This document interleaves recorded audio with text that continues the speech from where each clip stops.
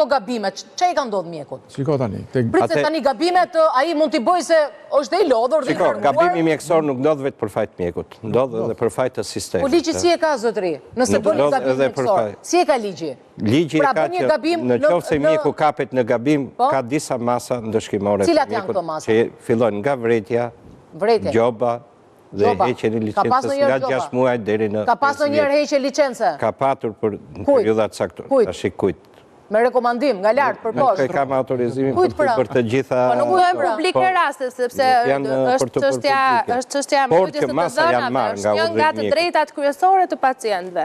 Për post informimit dhe doktorit i flasi me atë gjuhë që pacienti e kupton, sepse doktori sa po tha që unë i themi flas, po këte i hyn, këte i dalin. Por, duhet kesh një gjë në konsiderat. Imagjino për ty. Duhet kesh një gjë në konsiderat. Mjeku e ka për detyrim që ta zgjedhë gjuhën e tillë që pacienti ta arrijë ta kuptojë.